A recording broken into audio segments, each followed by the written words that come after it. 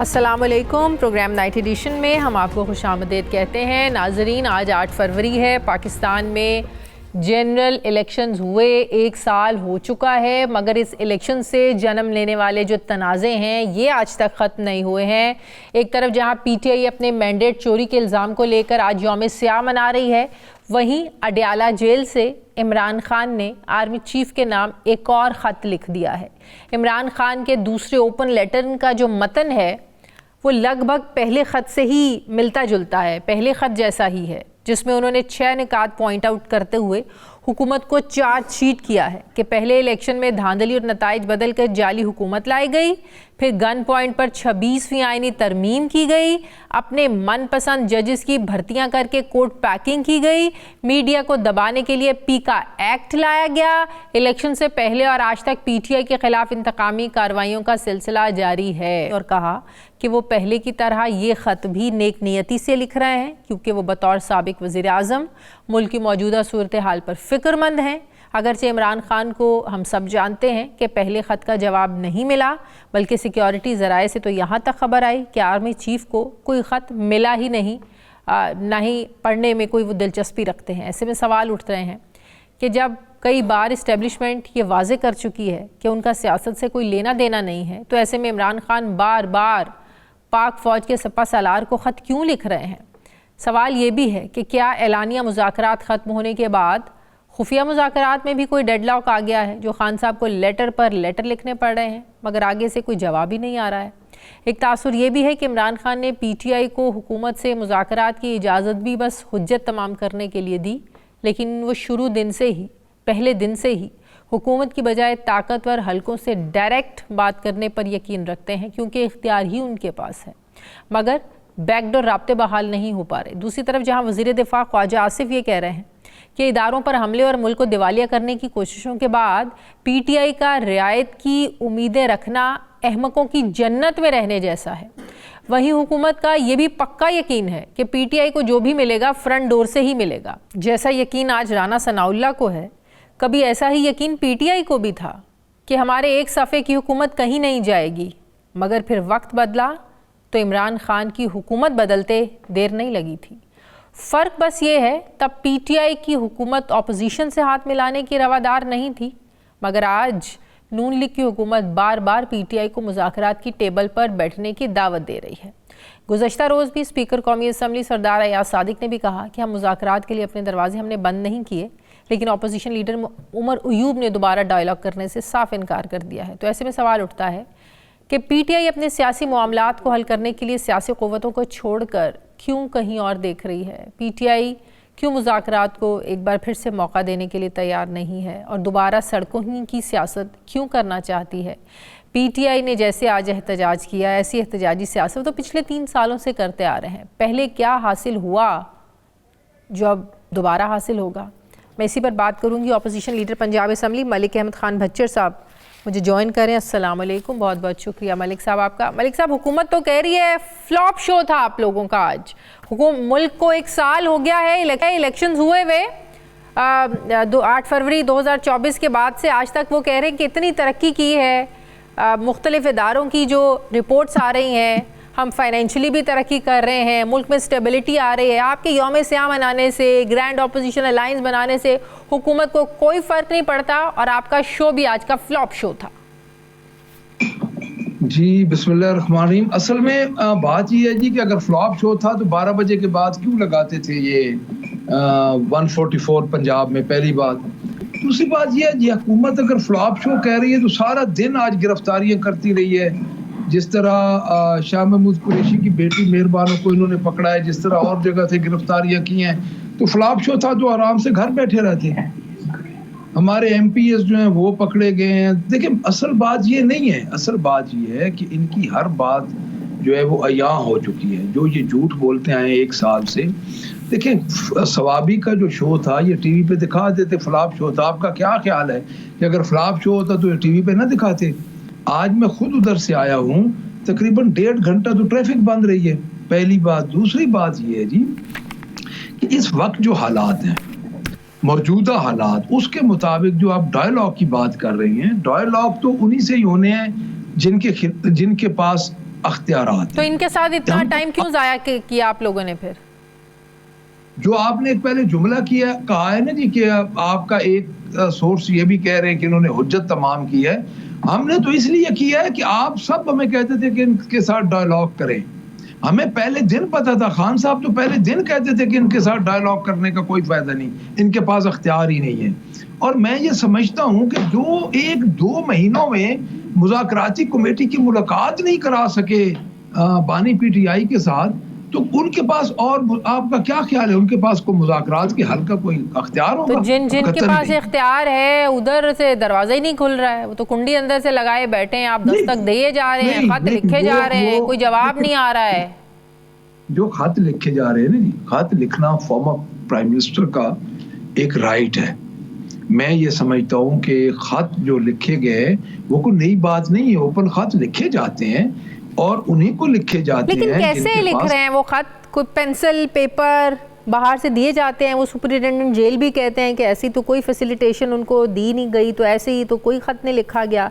खत अगर उन्होंने लिख लिया, किसके हाथ वो बाहर भेज रहे हैं, कैसे जा रहा है आर्मी चीफ तक, कुछ समझ नहीं आ रही। मैं अर्ज करता हूँ, जो खत होता है ना जी, वो ज़बानी भी जो पहले ज़माने में हमें चूंकि धकेल दिया गया है 15वीं सदी में पाकिस्तान तहरीक इंसाफ को, यानी हमारे साथ जो जुल्म हो रहा है वो 15वीं सदी में हमें धकेल दिया गया। और मैं ये समझता हूँ कि जो खत लिखे गए हैं वो आप समझ लें कि खान साहब ने सीना बसीना ये खत बाहर आते हैं, और को कागज पेंसिल से लिखने वाला टाइम तो अब रहा नहीं।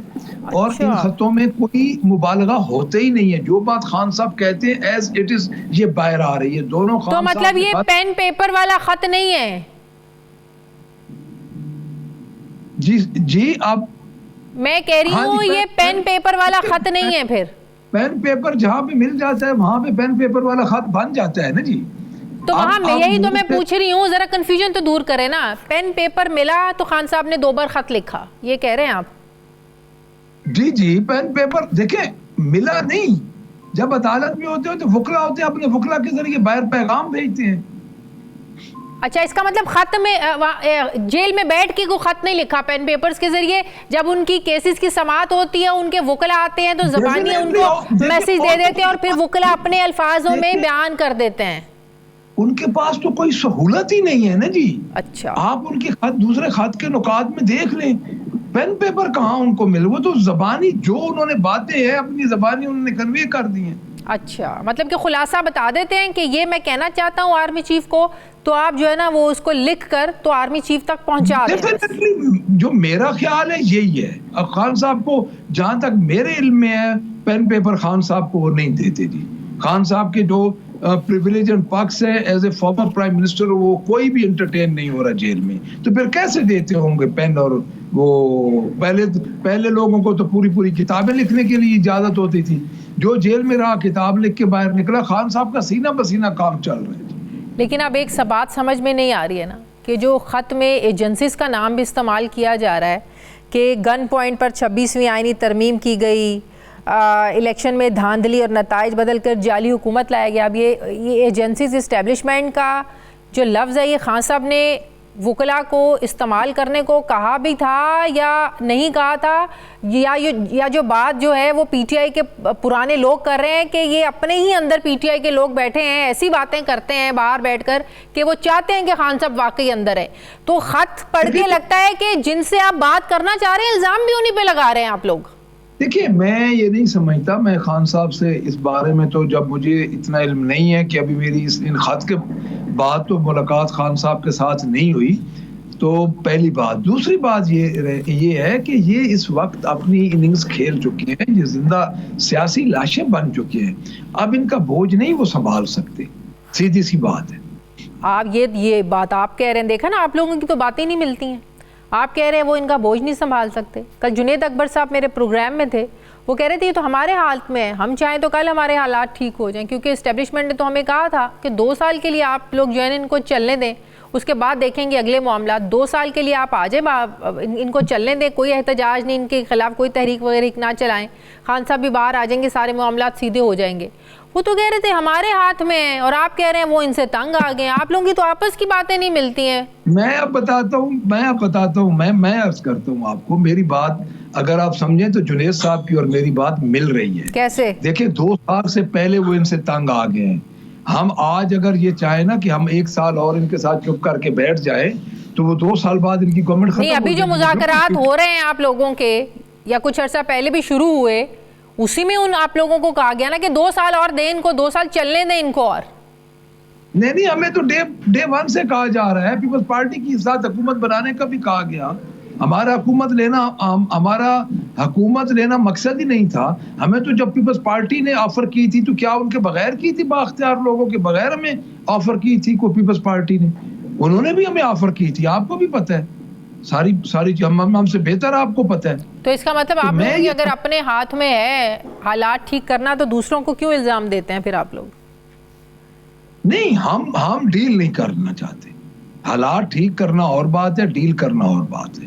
हम डील नहीं करेंगे, हम ये कभी भी नहीं करेंगे। खान साहब एक तकलीफ में हैं, उनकी बीवी पे नाजायज पर्चे हैं, उन पे नाजायज पर्चे हैं, सजा हो चुकी है उनको, और हम डील करके खान साहब बाहर नहीं आए। तो क्या चाहते हैं आप? जो आप लोग बात कर रहे हैं कि जाली इलेक्शन करवाए, ज़बरदस्ती ला के बिठाया गया, 26वीं आईनी तरमीम इसलिए की गई अपनी मर्जी के जजेस को लाकर बिठाना इनका मकसद था, तो ये सब चीज़ों में एक्सेप्ट करें, इनको घर भेजें, तो फिर आप लोग ठीक हैं।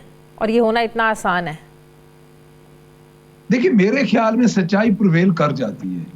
मैं ये समझता हूँ कि ग्राउंड जिनके पास, जब देखिए मेरी अर्ज सुने, नवाज शरीफ के पास 2/3 मेजॉरिटी थी, तब उसने तैयारा हवा में एक आर्मी चीफ का फिरता रहा था और फिर डील करके चला गया था। अगर हम इसी तरह का काम कर ले तो हमारा तो सुबह ही काम खत्म हो सकता है। जुनेद अकबर साहब ने बिल्कुल ठीक बात की है, हमारे हाथ में है, लेकिन लीडर डील नहीं करता। हमारा लीडर कभी भी डील नहीं करेगा, ये मैं आपको लिख के देता हूँ। अगर डील करनी हो तो दूसरा रास्ता क्या है? कि एक ही रास्ता है, आप सड़कों पर आए, ग्रैंड ऑपोजिशन अलायंस बनाएं, मौलाना को मनाएं, जो मानते ही नहीं है। देखिए मौलाना साहब को, सबसे जो अच्छी बात है कि हमारी तलखी मौलाना साहब से खत्म हो गई है, तो अगले स्टेप मौलाना साहब से चल रहे हैं, तो उन स्टेप्स में इंशाल्लाह ताला आप देखें। लेकिन आप लोग हार जाते हैं हमेशा। नवाज शरीफ साहब, जरदारी साहब, उन्हें चल के जाना पड़े, शहबाज शरीफ साहब को जो चल के गए हैं 2 रोज पहले, वो मना लेते हैं उनको। आप लोग हार जाते हैं हमेशा। मौलाना साहब उन्हीं की मानते हैं एट द एंड। नहीं, इस दफा मौलाना साहब शायद हमारी माने हैं एट द एंड, इंशाल्लाह, फिक्र ना करें। चलें, लेट्स। बहुत शुक्रिया। Opposition leader Punjab assembly Malik Ahmad sahab मेरे साथ थे। बहुत शुक्रिया मलिक साहब, आपने वक्त दिया। मुझे ब्रेक लेनी है नाज़रीन, वापस आते हैं वक्फे के बाद।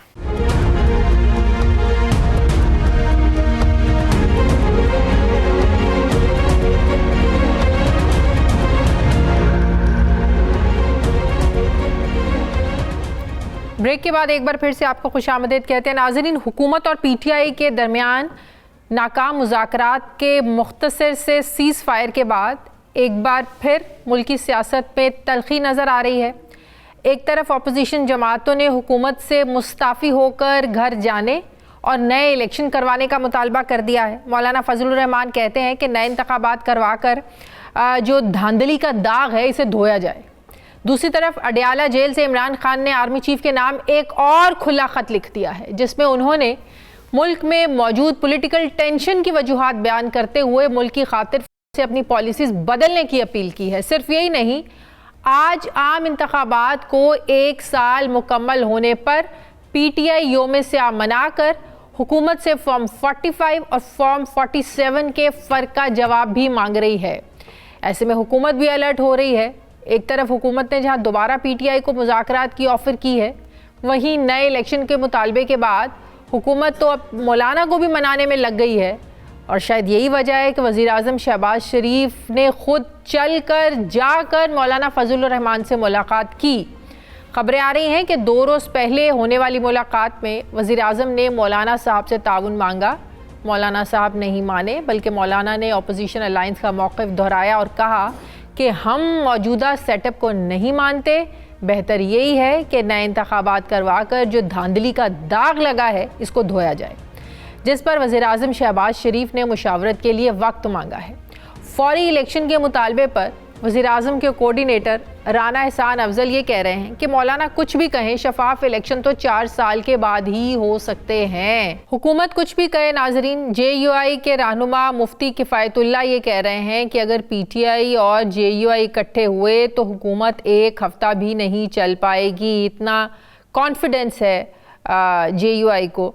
ऐसे में सवाल उठ रहे हैं कि क्या हुकूमत मौलाना के अपोजिशन अलायंस की तरफ बढ़ते जो कदम हैं उनको रोक पाएगी, क्योंकि 26वीं आईनी तरमीम पर तो मौलाना हुकूमत का साथ देने पर मान गए थे, लेकिन इसके बाद पार्लियामेंट में जो कानून साजियाँ हुई उस पर मौलाना साहब अक्सर शिकवा करते नज़र आए कि हुकूमत तो वादा खिलाफ़ी कर रही है। मौलाना को राज़ी करने के साथ साथ हुकूमत को PTI के एहतजाज का भी सामना रहेगा, जो आज 1 साल मुकम्मल होने पर यौम स्याह मना रहे हैं। हैरत की बात यह है कि एक तरफ नून लीग की पंजाब हुकूमत ने आज एहतजाज और जलसे रोकने के लिए सूबे में दफ़ा 144 लगा रखी है, वहीं वज़ीर दिफा ख्वाजा आसिफ PTI को ये चैलेंज दे रहे हैं कि पंजाब में एहतजाजी जलसा करके दिखाएं।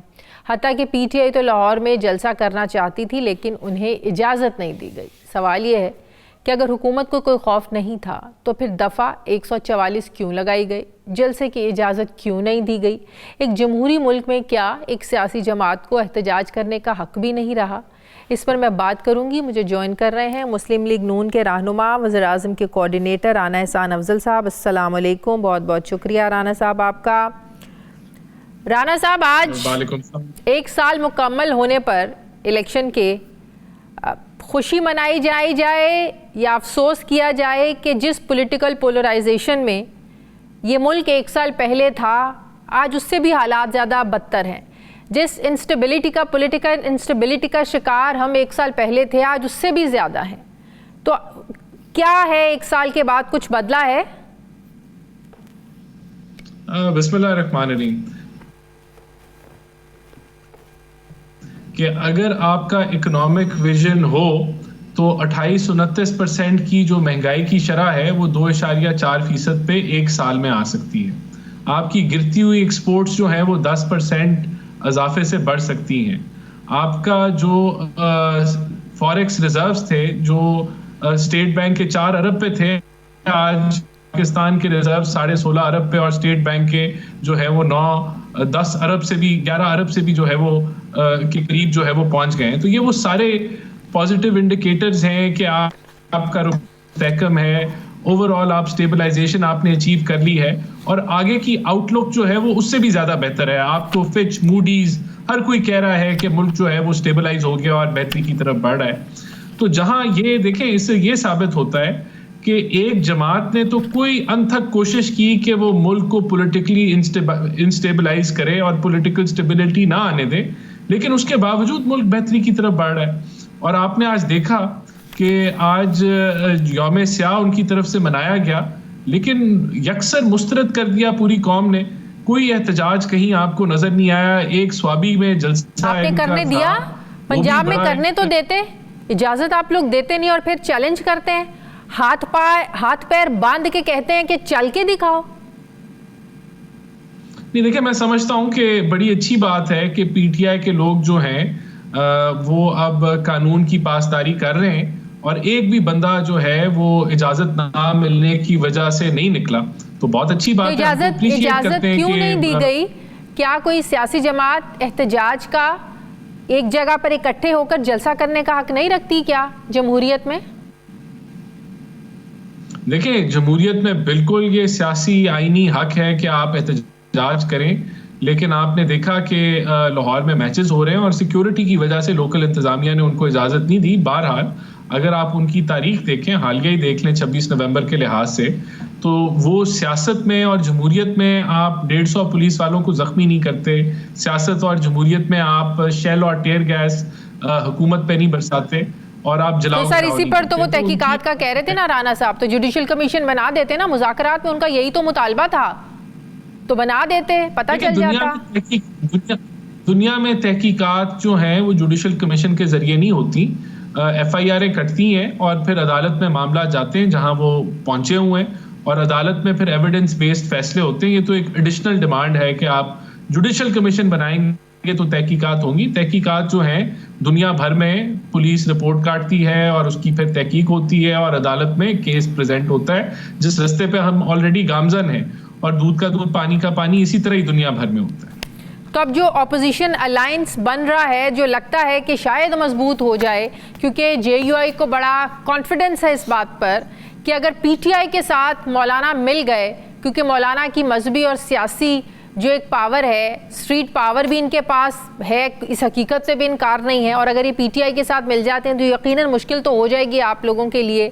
तो शायद यही वजह है कि शहबाज शरीफ साहब जाते हैं, मौलाना से जाके बात करते हैं। बहरहाल जब मौलाना साहब की तरफ से भी मुतालबा है कि नए इंतखाबात करवा लें, धांधली का जो दाग है इसको धोया जाए, लेकिन आपका जवाब बड़ा अजीब है आगे से। आप कहते हैं कि नए इलेक्शन के लिए मौलाना का अपना मौक़िफ़ होगा, लेकिन हम 2029 में शफाफ इलेक्शन करवाने के लिए तैयार हैं। अगर आज बैठेंगे तो 4 साल बाद ऐसा इलेक्शन मुमकिन होगा।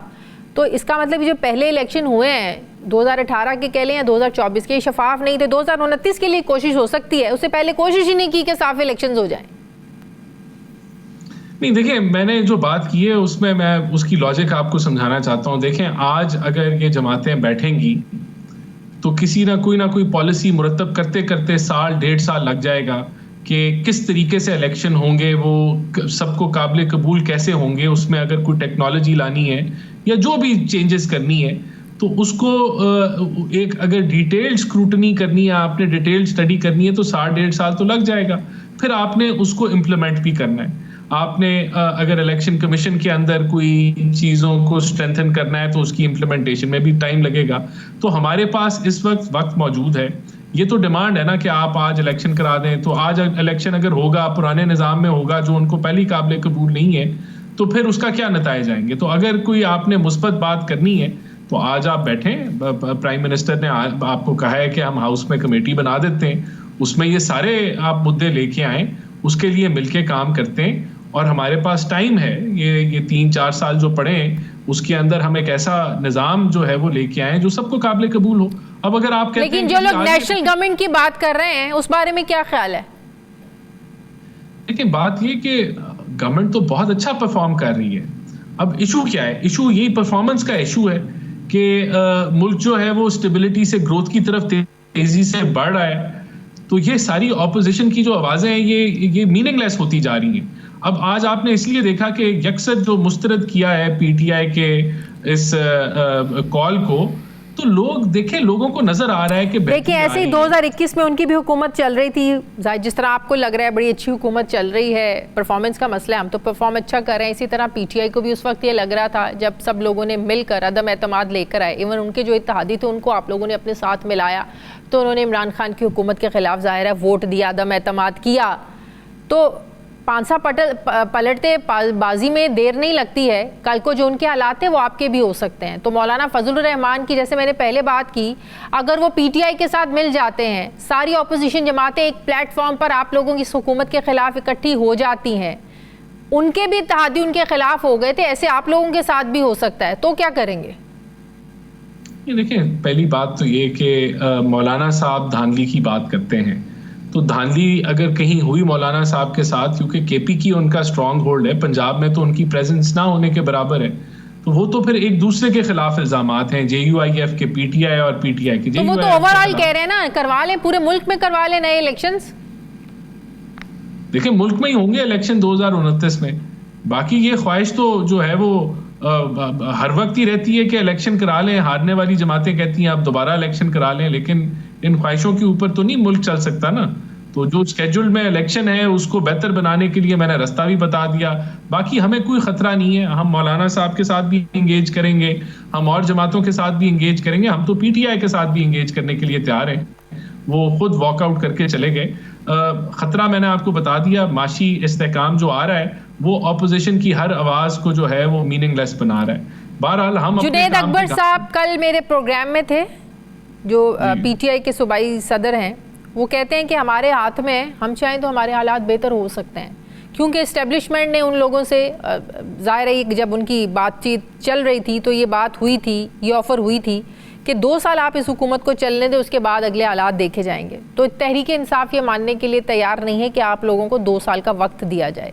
तो ऐसे में तो लगता है जो इंस्टेबिलिटी है उन्हें तो ये भी कबूल नहीं है कि 2 साल आपको दे दें तो डील करके खान साहब इमरान खान जो बाहर आ जाए, जो उनका सबसे पहला मुतालबा है। आप लोगों को चलने नहीं देना उन लोगों ने। वो कहते हैं कि फौरन नए इलेक्शंस कराए जाएं। तो ऐसे में क्या इंस्टेबिलिटी तो खत्म नहीं होगी राना साहब? देखिए, मैं आपको यही कह रहा हूं कि जो इंस्टेबिलिटी है वो माशी जो हमारी बेहतरी आ रही है उसमें रुकावट नहीं बनेगी ना। उसकी मैंने आपको लॉजिक समझाई कि 1 साल जो है इंस्टेबिलिटी पीटीआई ने रखी, उसके बावजूद अल्हम्दुलिल्लाह मुल्क सही ट्रैक पे आ गया है। देखें, जब लोगों को ये नजर आता है कि मुल्क माशी बेहतरी के लिए आ जाए, तो ये जो कॉलें होती हैं कि फिर यौम स्याह हम मनाएंगे या हम अब एहतजाज करेंगे, लोग इसको मुस्तरद कर देते हैं। लोग इसका हिस्सा नहीं बनते क्योंकि लोग इंतजार करना चाहते हैं कि मुल्क में बेहतरी आ रही है, हम इस बेहतरी को के आगे रुकावट ना बने। तो हम आपको अपना पर्सपेक्टिव में यही बता रहा हूं कि लोग पॉलिटिकल इंस्टेबिलिटी, और इन्होंने देखें इनके पास कौन से प्लेटफॉर्म नहीं है पीटीआई के पास। सेनेट में ये मौजूद हैं, केपीके की हुकूमत इनकी है, पार्लियामेंट में ऑपोजिशन लीडर नेशनल असेंबली में इनका है, पंजाब में इनका है। वहां आप ऑपोजिशन करें, आप आवाज उठाएं। आपने जरूर अपनी सियासत को इस नहज पे लेके आना है कि हमने सूबे के रास्ते बंद कर देने, हमने वफाक से सूबे को के रास्ते बंद कर देने, या हमने जो है वो पैसे ना पाकिस्तान को भेजें। तो ये चीजें लोग मुस्तरद कर रहे हैं। लोग इस तरह की सियासत को सपोर्ट आज नहीं कर रहे, और तभी आप देख लें कि पीटीआई की सारी कॉल्स जो हैं वो फ्लॉप गई हैं, तो आगे भी फ्लॉप जाएंगी। बाकी ये जो इत्तेहाद बन रहा है, आपने कहा, इनसे हम हर जमात से एंगेज करेंगे, और हमें ये यकीन है कि किससे एंगेज करेंगे? मौलाना साहब से एंगेज करेंगे, या शायद खाकान अब्बासी उनकी जमात उनसे एंगेज करेंगे? पीटीआई को एंगेज करके देख लिया आप लोगों ने, किसको एंगेज करेंगे? ये तो सब एक प्लेटफॉर्म पर इकट्ठे हो रहे हैं। खाकान अब्बासी साहब की अभी इस वक्त तो वो जमात अभी पैदा होनी है, तो उनसे भी अगर एंगेज करने की जरूरत हुई तो हम एंगेज कर लेंगे। बाकी मौलाना साहब से तो हम एंगेज्ड हैं, और बिल्कुल मौलाना साहब की जो सियासत है वो कभी भी जो है वो एंटी पाकिस्तान नहीं रही। तो हमें यकीन है कि मौलाना साहब, लेकिन मौलाना साहब तो अपने मौक़िफ़ से पीछे हटने को तैयार नहीं है। वो तो अपने नए इलेक्शंस के करवाने के मौक़िफ़ पर डटे हुए हैं। देखिए, ऐसे ही होता है, आप जो है वो आवाज आप भारी लगाते हैं, लेकिन फिर जब हकायक आप इससे देखें किस एहतजाज से इलेक्शन मिल गए। कभी ऐसे इलेक्शन मिले हैं पाकिस्तान की तारीख में या कहीं और कि आप एहतजाज करा के इलेक्शन करा लें? तो इससे कुछ नहीं मिलेगा। तो बीच का रास्ता क्या है? देखिए, बीच का रास्ता ये कि आज हम बैठेंगे, आज हम काम शुरू करेंगे इलेक्शंस के ऊपर, तो हम ऐसे इलेक्शन पे पहुंचेंगे जो कि सारों को काबिल कबूल होंगे। नया चीफ इलेक्शन कमिश्नर तो लगा नहीं सके अभी आप। देखिए, डेफिनेटली उसके अंदर जो जिस तरह का रवैया ऑपोजिशन लीडर का और ऑपोजिशन की जमात का है, वो माहौल ही नहीं है बैठने वाला। तो जब वो माहौल बनेगा बैठने वाला, फौरन लग जाएंगे इलेक्शन कमिश्नर। लेकिन अभी तो जो है वो मुज़ाकरात से वॉकआउट कर गए हैं, वो धमकियां लगा रहे हैं कि हम पैसे बंद कर दें, ओवरसी पाकिस्तानी सूबे के रास्ता बंद कर दें। तो इस माहौल में तो जो है वो ये तो नहीं हो सकता। वुकला तहरीक आप लोगों के दर पे, सहाफ़ियों को आप लोगों ने नाराज किया है, अब अपोजिशन सारी जमातें वो सड़कों पर आने के लिए तैयार हैं। बड़े चैलेंजेस हैं, कैसे निपटेंगे आप लोग? वुकला तहरीक, जजेस का दूसरे सूबों से तबादला करना, जजेस तो तहरीक चलाने के लिए तैयार बैठे हैं। देखें, ये आप इसको गलत समझ रही हैं। जो जुडिशरी में मामलात हैं वो तो अब सेटल होने जा रहे हैं, आइन और कानून के मुताबिक सब कुछ हुआ है। इस चीज पे तो डिबेट ही नहीं है, बहस ही नहीं है। सब मानते हैं कि आइन और कानून के मुताबिक। अभी पिछले हफ्ते कामरान मुर्तजा साहब मेरे साथ थे, मैंने उनसे भी यही सवाल किया। मैंने कहा आप लोग कह रहे हैं कि जजेस का तबादले हैं, ये गैर आइनी कानून, 26वें आइनी तरमीम के नतीजे में तो सब कुछ हुआ। वो कह रहे हैं ये तो क्लॉज उसमें शामिल ही नहीं थी, ये तो धोखा दे रहे हैं, ये तो फ्रॉड कर रहे हैं। नहीं, देखें, जो आर्टिकल 200 है वो उसमें कोई आईनी तरमीम, ये 26वीं आईनी तरमीम में नहीं, वो तो पुराना क्लॉज है कि आप तबादले कर सकते हैं, और वो आईनी है। और देखें, बात ये है, मैं फिर रिपीट करूंगा कि जो लोग पुराने वहां बैठे हुए हैं और जिन्होंने हल्फ लिया हुआ आइन कानून का, वो समझते थे कि यहाँ कोई चिड़िया पर नहीं मार सकती उनकी मर्जी के बगैर, लेकिन उनके ऊपर आइन कानून हावी है। अब उसके मुताबिक अगर चीजें हो रही हैं तो डेफिनेटली एक रेजिस्टेंस आएगी, लेकिन वो खत्म हो जाएगी, क्योंकि ये आइनी कानूनी मामलात हैं सारे जिनके मुताबिक हुकूमत चल रही है। तो हम समझते हैं कि आने वाले दिनों में आपको जो इख्तलाफात जो कोर्ट्स में नजर आ रहे हैं वो भी खत्म हो जाएंगे, चीजें सेटल हो जाएंगी, तो मामला बेहतरी से आगे बढ़ेंगे। जहां तक आपने बात की जर्नलिस्ट कम्युनिटी को हमने अगर नाराज किया हुआ, तो हम तो कह रहे हैं कि पीका के जो नया लॉ आया है उसके अभी जो रूल्स हैं वो बनने हैं, हम मिलके बैठ के उनको बनाते हैं। और जो जितने भी ये आपके ये अथॉरिटी जो है, जो सोशल मीडिया की जो अथॉरिटी है, फिर ट्रिब्यूनल्स हैं, फिर कंप्लेंट सेल है, इसमें कसीर तादाद जो है वो आप ही की कम्युनिटी से होगी।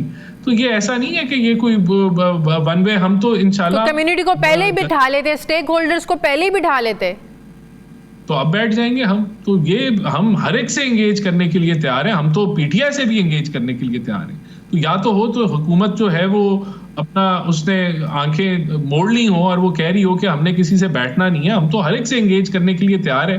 तो इसमें मेरे ख्याल से रास्ते निकल आएंगे। बहुत शुक्रिया राना एहसान अफजल साहब, मुस्लिम लीग नून के वज़ीर आज़म के कोऑर्डिनेटर। बहुत शुक्रिया राना साहब, आपने वक्त दिया। मुझे ब्रेक लेनी है नाज़रीन, वापस आते हैं एक वक्फे के बाद।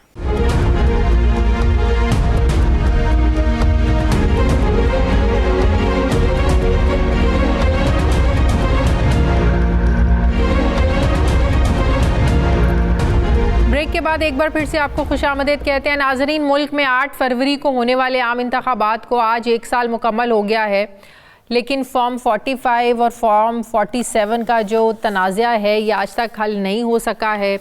इलेक्शन मतनाज़ था, मतनाज़ है और शायद मतनाज़ रहेगा। जिन इलेक्शन ट्राइब्यूनल्स ने 180 दिनों में इंतखाबी नताइज से मुतालिक दरख्वास्तों पर फैसले करना थे, वो 365 दिनों में सिर्फ 27% दरख्वास्तों पर फैसले कर सके हैं। मुल्क भर में 23 इलेक्शन ट्राइब्यूनल्स में 377 इंतखाबी धांधली से मुतालिक दरख्वास्तें दायर हुई, जिनमें से सिर्फ 101 इंतखाबी शिकायतों पर फैसले किए गए। इलेक्शन कमीशन और हाई कोर्ट में इलेक्शन ट्राइब्यूनल्स बनाने का मामला सुप्रीम कोर्ट के हुक्म पर हल हुआ।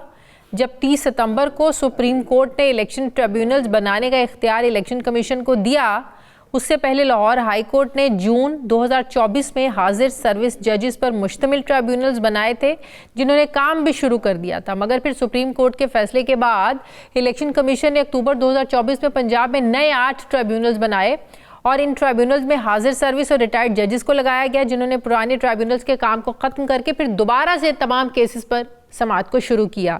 तो सवाल यह है कि हाई कोर्ट के बनाए ट्रिब्यूनल्स को ख़त्म करके नए ट्रिब्यूनल्स क्यों बनाए गए? इलेक्शन कमीशन को इस पर तहफ़्फ़ुज़ात थे क्या? नाज़रीन, 2 रोज़ पहले गैर सरकारी तंजीम पतन ने भी अपनी रिपोर्ट में इंकशाफ किया है कि 8 फरवरी 2024 के इंतखाबात में हेरा फेरी, जबर और धांधली के लिए 64 नए तरीके इस्तेमाल किए गए। रिपोर्ट में इस बात की निशानदही की गई कि इलेक्शन कमीशन सितंबर 2024 तक अपनी वेबसाइट पर इंतखाबी नताइज के फॉर्म बार बार बदलता रहा। पतन ने अपनी रिपोर्ट में मखसूस नशिस्तों को खाली रखने पर भी इलेक्शन कमीशन पर एतराज़ात उठाए। नाजरीन, आपको याद होगा कि सुप्रीम कोर्ट ऑफ पाकिस्तान ने 12 जुलाई को इलेक्शन कमीशन को ये ऑर्डर दिया था कि मखसूस नशिस्तें पीटीआई को दी जाएं। सुप्रीम कोर्ट ने फिर अपने फैसले में ये भी कहा कि इलेक्शन कमीशन साफ और शफाफ इलेक्शन कराने में नाकाम रहा। इलेक्शन कमीशन ने इस फैसले पर कई इजलास बुलाए, मगर मखसूस नशिस्तों से मुतालिक आज तक कोई फैसला नहीं हो सका और बार बार सुप्रीम कोर्ट के कहने के बावजूद इलेक्शन कमीशन ने मखसूस नशिस्तें पीटीआई जिनका हक बनता था उनको नहीं दी। दूसरी तरफ इलेक्शन कमीशन ऑफ पाकिस्तान ने पतन की रिपोर्ट को बेबुनियाद और हक़ाइक़ के मुनाफी करार दिया है कि ये रिपोर्ट इदारों को बदनाम करने की एक साजिश है। इलेक्शन कमीशन के मुताबिक रिटर्निंग अफसरान से जो भी फॉर्म 45, 46 और 47 इलेक्शन कमीशन को मौसूल हुए, उनको बगैर किसी रद्दोबदल के अपनी वेबसाइट पर अपलोड किया गया। इलेक्शन कमीशन ने पतन को चैलेंज किया कि अगर आपके पास इलेक्शन धांधली के शवाहिद मौजूद हैं तो वो मुतल्लिका उम्मीदवारों को दें ताकि ट्राइब्यूनल्स में वो अपने केसेस को आगे बढ़ा सकें। नाजरीन, पतन तंजीम से पहले फाफन ने इलेक्शन के फौरी बाद 12 फरवरी 2024 को भी एक रिपोर्ट जारी की थी, जिसमें ये इंकशाफ किया गया था कि 260 हलकों में से 135 के आरओज़ ने कानूनी तकाज़ों को ही पूरा नहीं किया। सवाल उठता है कि अगर इलेक्शन कमीशन में किसी किस्म की कोई मिसमैनेजमेंट नहीं हुई तो पतन और फाफिन की रिपोर्ट में एतराज़ात क्यों उठाए जा रहे हैं? ये एतराज़ किस हद तक दुरुस्त हैं, इस पर हम बात करेंगे साबिक secretary election commission Kanwar Dilshad साहब से। माहिर कानून है। अस्सलाम वालेकुम, बहुत बहुत शुक्रिया कंवर दिलशाद साहब, आपने वक्त दिया। कंवर दिलशाद साहब, आज इलेक्शंस का 1 साल मुकम्मल हुआ है, तहरीक इंसाफ यौम स्याह मना रही है। फॉर्म 45 और 47 का तनाज़ा कल भी था, आज भी है। आप समझते हैं कि 2024 8 फरवरी का इलेक्शन ये मतनाज़े इलेक्शन के तौर पर तारीख में याद रखा जाएगा? ज़ाहिर है कि हमारे जितनी पाकिस्तान भर में हमारी तारीख बताती है कि जब भी इलेक्शन हुए हैं वो हमेशा कंट्रोवर्शियल रहे। आप यकीन जानिए कि जब 2018 का जो इलेक्शन हुए थे उस पर भी तनकीद की गई और लीडरों की अपोजिशन थे शहबाज शरीफ और तमाम मौलाना फजल रहमान, उन्होंने उनको तस्लीम नहीं किया था और वो पूरे 3 साल पौने 4 साल तक इस पर कैंपेन चलाते रहे। लेकिन सबसे बड़ी हैरानगी की बात ये हुई कि जब ये 18 फरवरी को अगर बाकायदा एक पार्लियामानी कमेटी बन जाती जिस पर फैसला भी हो चुका था और उसके प्राइम मिनिस्टर इमरान खान ने ये कह दिया था कि हम पार्लियामानी कमेटी बनाने को तैयार हैं और 30 रुकने एक कमेटी बनेगी, लेकिन नहीं बनी। इसके बाद ये 2024 के इलेक्शन आ गए। अब 2024 के इलेक्शन पर जाता है, ज़ाहिर है कि एक पार्टी को जैसे तहरीक इंसाफ है उसको नुकसान पहुंचा, उन्होंने का मैंडेट वो तस्लीम नहीं किया। इसका सबसे बड़ा आसान तरीका ये, बाकी जो पटन हो गई, ये फैफन हो गई, जितनी भी INGO तंजीमें हैं ये सारी एक फॉरेन फंडिंग एजेंसियां उससे पैसा लेती हैं और इनका मकसद ये होता है कि पाकिस्तान के इदारों को कंट्रोवर्शियल बनाया जाए। तो इसका मतलब है आप ये कह रहे हैं कि बाहर से अगर फंडिंग हो रही है तो दूसरे जो ममालिक हैं वो यहाँ पर ये प्रोपेगेंडा कर रहे हैं कि गलत रिपोर्टें बनाई जाएं और इस हुकूमत को चलता किया जाए। जनाब ये हमेशा रहा है, ये इनको जब तक आप अगर फॉरेन जितनी भी ये गैर सरकारी तंजीमें हैं या अगर ये पाकिस्तान के इदारों के खिलाफ अगर कैंपेन चलाएंगे तो बहुत फंड मिलता है इनको। अगर पाकिस्तान के पॉजिटिव मामला पर बात करें तो फंडिंग नहीं मिलती, ये सबसे बड़ी अहम बात है। और सबसे इस पर हमने बड़ा काम किया, हमने सारा लोगों को बड़ी अलर्ट भी किया, गवर्नमेंट से बस हुई। क्या आपके इल्म में है कि 2018 के इंतखाबात के बाद या 2013 के इंतखाबात के बाद भी पतन ने ये ऐसी रिपोर्ट्स दी थी? खासकर 2018 के इंतखाबात के बाद ये रिपोर्ट्स आई थी? ठीक है, इदारों में इनका जो आता है ना, ये सारे मफरूज़ पर ज्यादा मबनी होता है। आप देख रहे हैं इतनी बड़ी अच्छी, ठीक है कि मैं बड़ा एहतराम करता हूँ, सरवर बुखारी एक इलेक्शन के एक्सपर्ट भी हैं, जानते भी हैं, लेकिन उन्हें असूली तौर पर ये चाहिए था जब उन्होंने रिपोर्ट तैयार की तो पूरा इलेक्शन कमीशन ऑफ पाकिस्तान का भी पॉइंट ऑफ व्यू सुन लेते। जैसे कल उन्होंने स्टेटमेंट जारी कर दी कि मफरूज़ पर मबनी है और ये तकरीबकारी पर मुलव्वस हैं, तो उस पर अगर ये उसका पॉइंट ऑफ व्यू नोट कर लेते तो उस रिपोर्ट में आ जाता जी हमारा पॉइंट ये है और इलेक्शन कमीशन का पॉइंट ऑफ व्यू ये है। जब भी ये इलेक्शन हमने 2008 में करवाए थे तो मेरे लिए बड़ा सख्त तजर्बा हुआ था कि हमारी इसी तरह की तंजीमों ने, जिस तरह 2-4 तंजीमें हैं, इन्होंने जिस वक्त पाकिस्तान हमारे मामला में मुदाखलत की तो हमने उनको नोटिस भेजा थ्रू USAID, UNDP, IFS, जो भी इतने गैर मुल्की तंजीमें थी, हमको नोटिस भेजा कि जब तक इलेक्शन कमीशन को पाकिस्तान का पॉइंट ऑफ व्यू नहीं नोट करेंगे, शामिल नहीं करेंगे, हम इनकी रिपोर्ट को तस्लीम नहीं करेंगे। लेकिन आप इस इलेक्शन में देखें ना, 2008 में क्या किसी जीतने वाले ने कहा था कि हमने इस जीत को मानते? हारने वाला तो कहता ही है। अब आप देखें ना यहाँ पर, तो इन हालात में तो जीतने वाला भी कह रहा है कि हम तो जीते नहीं, हमें तो जिताया गया है, हमारी तो हुकूमत बननी थी नहीं थी, बनवाई गई है। क्या ऐसा कभी हुआ है पहले? ये दरअसल बात यह है कि ये 2024 के जो इलेक्शन हुए हैं ये इसमें सबसे बड़ी गलती किसकी मानी जाएगी? आप इस पर पूरी इंक्वायरी करवाएं। हमने अपने कॉलम में भी लिखा है कि पार्लियामानी कमेटी बनाएं और पार्लियामानी कमेटी में वो माहिरीन शामिल करें जो इलेक्शन के एक्सपर्ट हों, जैसे कि आपने रिपोर्ट का जिक्र किया, ये भी आ जाए और बाकायदा बेहतरीन तरीके से पार्लियामानी कमेटी पर गौर खोज करें ताकि हालात सामने आ जाए। अगर हम इसमें शामिल हुए तो मैं तो ये मुतालबा करूंगा कि जस्टिस फायज ईसा को तलब किया जाए उस पार्लियामानी कमेटी के सामने। तो ये सबसे बड़ी अहम बात है, जब इलेक्शन कमीशन ने लाहौर हाई कोर्ट के फैसले की रोशनी में जुडिशल ऑफिसरान लाहौर हाई कोर्ट से हासिल कर लिए थे, दस्तयाब हो गए थे, उनका नोटिफिकेशन भी कर दिया था, उनको दफ्तर दे दिए गए थे, तो अचानक जस्टिस काजी फायज ईसा ने अपना आर्टिकल 183 के तहत आज को नोटिस लिया और लाहौर हाई कोर्ट के फैसले को मुस्तरद कर दिया। उस पर और मुस्तरद करने की क्या थी पोजीशन? इलेक्शन कमीशन जाने अपने तमाम तरीकेकार कर वही इसका आर्टिकल 219 के तहत उसी की जिम्मेदारी है, लेकिन नहीं, मुदाखलत की। मुदाखलत करने का नतीजा ये निकला कि इलेक्शन कमीशन ने दोबारा जुडिशरी की बजाय फिर एडमिनिस्ट्रेशन से रिटर्निंग ऑफिसर लेने पड़े। उनको ना ट्रेनिंग हुई, ना उनको इलेक्शन का पता था, ना उनको इलेक्शन लॉ का पता था। वो आके बैठ के और उन्होंने अपने क्लर्कों के हवाले सारा रिजल्ट कर दिया। रिजल्ट में जो जैसे क्लर्कों ने रिजल्ट बनाया वो फारे 45-47 सामने आ गया।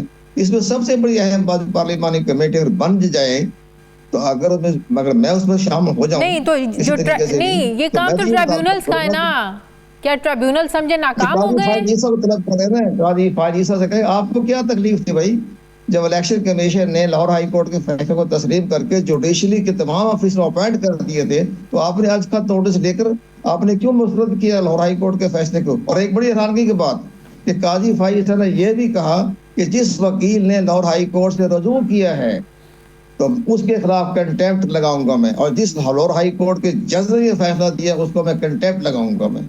कितना बड़ा अहम फैसला कर दिया, उसको सारा मामले को पकड़े। जो असल जो लोग हैं जो इलेक्शन कमीशन को धांधली तो नहीं कहेंगे, जो जिस तरीके से अंदाज से उसको मैनिपुलेट करने की उसमें काजी फायजी साहब को तलब किया जाए। तो काजी फायजी हमारे सियासी जमातों को भी चाहिए, फैफल को भी चाहिए था, इसी तरह पैटर्न चले उस पर तो काजी फायजीसा को तलब कर लें। जो सुप्रीम कोर्ट ने इलेक्शन कमीशन को बार बार ये ऑर्डर दिया कि रिजर्व सीट जिनकी हैं आप उनको दें, उस पर तो आप सवाल नहीं उठाते कि काजी साहब आप अमल क्यों नहीं करा सके? वो ठीक बात है, आपकी बात दुरुस्त है। उस पर यह हुआ कि 12 जुलाई का फैसला बड़ा इंपॉर्टेंट है जस्टिस मंसूर शाह का, जिसमें उन्होंने ख्वातीन के नशिस्तों का फैसला दे दिया था और बार बार फैसला दिया और वजाहत भी कर दी। लेकिन इलेक्शन कमीशन ऑफ पाकिस्तान ने अपने पॉइंट ऑफ व्यू से, नुक्ता नजर से सुप्रीम कोर्ट ऑफ पाकिस्तान में नजर सानी की दरखास्त जमा करवा दी कि जनाब ये तहरीक इंसाफ जो है ये तो हमारे रिकॉर्ड के मुताबिक और पार्लियामेंट के रिकॉर्ड के मुताबिक, स्पीकर कौमी असम्बली के रिकॉर्ड के मुताबिक ये सियासी जमात नहीं रही।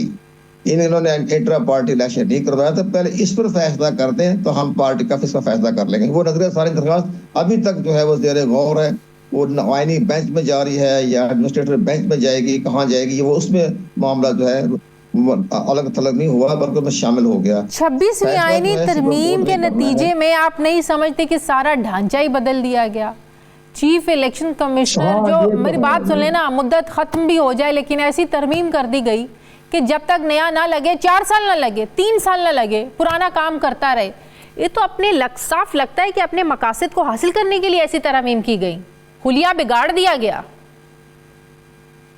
तरामीमें हमेशा पर्सनल इंटरेस्ट के ज़िम्मेदारी में ही आती है। जितनी पाकिस्तान में जितनी भी तरामीमें हुई हैं वो सारे पर्सनल स्पेसिफिकेशन हुई है, ज़ाती मफादात के तहत तरमीमें हुई है। 18वीं अमेंडमेंट लगा लें, 19वीं लगा लें, 20 लगाएं, 21 लगाएं, ये जितनी भी तरमीमें हुई हैं ये सारे ज़ाती मफादात के तहत हुई है। इसमें स्टेट 18वीं में तो अच्छी चीज़ें भी थी ना, सूबों को इख्तियारात दिए गए।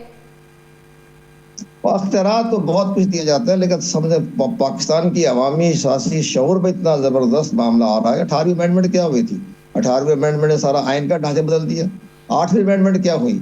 8वीं अमेंडमेंट ने पाकिस्तान का जो हमारा 1973 का सही आइन है जो तो आप ये मान रहे हैं कि 26वीं आईनी तरमीम अपने जाती मकासद के लिए, स्पेसिफिकली अपने जाती मकासद हासिल करने के लिए की गई, इन योर ओपिनियन? ये 13वीं अमेंडमेंट नवाज शरीफ ने करवाई थी कि मैं मुल्क के अंदर खिलाफत मुस्लिमीन ला रहा हूँ, वो 13वीं अमेंडमेंट। फिर 14वीं अमेंडमेंट जनरल मुशर्रफ ने अपने ज़ाती वफात में 17वीं अमेंडमेंट लेके आए। 18वीं अमेंडमेंट में ये आ गए जनाब हमने सारा मुल्क का ढांचा ही बदल दिया और सारी फेडरेशन की बजाय कन्फेडरेशन बनती जा रही है। ये सारे मामला ज़ाती वफादात के तहत होते हैं, इसमें कोई इंटरेस्ट नहीं होता। बाकी जितनी भी तरामीमें हुई है वो ज़ाती वफादात के तहत हुई है। बिल्कुल सही। एक आखिरी सवाल, नए चीफ इलेक्शन कमिश्नर के लिए नाम क्यों फाइनल नहीं हो रहा है? क्या ये बात दुरुस्त है कि काजी फायज ईसा के नाम पर हुकूमत का बड़ा इसरार है? काजी फायज ईसा का तो सवाल ही नहीं पैदा होता, वो कैसे बनेंगे चीफ इलेक्शन कमिश्नर? वो तो बनेगा leader of the house, leader of the opposition के 12 रुकनी कमेटी। जस्टिस काजी फायज ईसा का सवाल ही नहीं पैदा होता है कोई चीफ इलेक्शन कमिश्नर बन जाए। पर बड़े बड़े हमारे यहाँ बड़े बड़े नेक नाम के लोग मौजूद हैं, retired high court supreme court के जज मौजूद हैं। इवन हमारे ब्यूरोक्रेट्स में बड़े आला तरीन हमारे ब्यूरोक्रेट मौजूद हैं रिटायर्ड, उनको भी किसी को भी चीफ इलेक्शन कमिश्नर लगाया जा सकता है। लेकिन इसमें लीडर ऑफ द हाउस और लीडर ऑफ द अपोजिशन की मशावरत के जरिए होगा कि जिसको भी लेके आएंगे। ठीक है, बहुत शुक्रिया कंवर दिलशाद साहब, साबिक सेक्रेटरी इलेक्शन माहिर कानून, बहुत बहुत शुक्रिया आपका। नाज़रीन, प्रोग्राम का वक्त खत्म हो गया, फीडबैक दें, अपना ख्याल रखें, मुझे इजाज़त दें, अल्लाह हाफिज़।